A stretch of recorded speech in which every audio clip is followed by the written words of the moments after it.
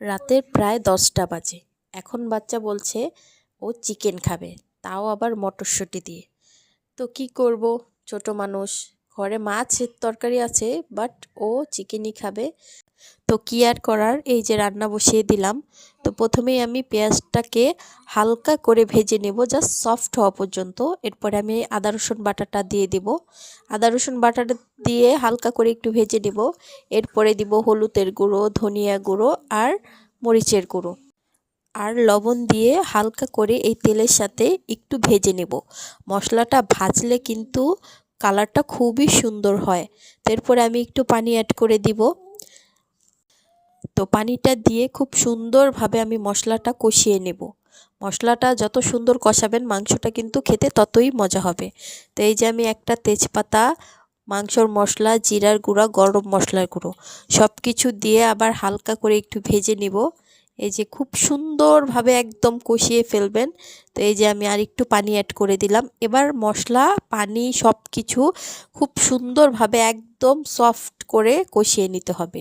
তো এই যে দেখুন একদম কষানো রেডি, তেল বেরিয়ে আসছে, এই যে দেখছেন, এই যে আশপাশ থেকে, এই যে চারপাশ থেকে তেল বেরিয়ে আসছে। তো তাহলেই বুঝবেন যে আপনাদের মশলা কষানো শেষ। তো এরপরে এই যে আমি চিকেনটা দিয়ে দিব। অনেকটা চিকেন রান্না করব না, জাস্ট অল্প একটু চিকেন রান্না করব, যাতে রাতে ওর জন্যই, ও রাতে আর সকালে খেতে পারে। তো এই যে চিকেনটা দিয়ে খুব সুন্দরভাবে কষিয়ে নিব। চিকেনটা থেকেও কিন্তু হালকা করে এই যে পানি ছেড়েছে। তো এই যে চিকেনটা কষানো শেষ, এরপরে আমি মটরশুঁটিগুলো দিয়ে দিব। মটরশুঁটিটা আমি একটা বলক উঠিয়ে তারপর পানি ঝরিয়ে এই যে এখন অ্যাড করলাম। ওভাবে করলে এটার যেই বাড়তি স্মেল ওটা আর থাকে না। এই যে দেখুন চিকেন থেকে কিন্তু অনেকটা পানি বেরিয়ে আসছে। আর আমি এখানে একটা বড় কাঁচামরিচ দিব, যেহেতু ও খাবে, ও ছোট মানুষ, তো আমি অতিরিক্ত ঝালটা দিব না, জাস্ট একটা কাঁচামরিচ দিয়েছি। তো এই যে দেখুন যতটুকু পানি বের হয়েছে সেটা দিয়ে কিন্তু খুব সুন্দরভাবে আমার মাংস, মটরশুঁটি সব কিছু কিন্তু খুব সুন্দরভাবে কষানো হয়ে গেছে। তো এই যে এখন আমি পানিটা অ্যাড করব। যেহেতু মাংসটা কষা কষা হবে তাই অতিরিক্ত পানি দিব না, জাস্ট অল্প একটু পানি দিয়ে এবার আমি মাংসটা রান্না করে নিব।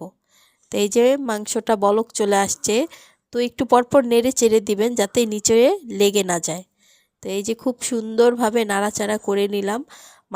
তো আপনারা কিন্তু এভাবে রান্না করতে পারবেন, কোনো সমস্যা নেই। আপনারা 1 কেজি, 2 কেজি, 3 কেজি মাংস আমি যেভাবে রান্না করেছি, যতটুকু মশলা দিয়েছে তার থেকে একটু বেশি বাড়িয়ে মশলা দিলেই কিন্তু আপনারা এই যে মটরশুঁটি দিয়ে চিকেনটা রান্না করতে পারবেন। খেতে কিন্তু অতুলনীয়, খুবই মজা হয়। তো আপনারা বাড়িতে কিন্তু অবশ্যই ট্রাই করবেন, ট্রাই করে কিন্তু অবশ্যই আমাকে কমেন্টে বলবেন কেমন হয়। তো এই যে দেখুন আমার রান্নাটা প্রায়ই শেষ, আর একটু শুকিয়ে নিব, ঝোলটা আর একটু গাঢ় করে একদম ভুনা ভুনা করব। তো আপনারা কিন্তু অবশ্যই আমার ভিডিওতে একটি লাইক দিয়ে যাবেন, চ্যানেলটা সাবস্ক্রাইব করে আমার পাশে থাকবেন, আমাকে সাপোর্ট করবেন, যাতে আমি এরকম আপনাদের সাথে আরও নতুন নতুন ভিডিও শেয়ার করতে পারি। তো এই যে দেখুন ঝোলটা কিন্তু একদম শুকিয়ে গেছে। তো আর একটু গাঢ় হলেই আমি নামিয়ে নিব। এই যে আমার মাংস রান্না শেষ। তো আপনারা সবাই ভালো থাকবেন। আল্লাহ হাফেজ।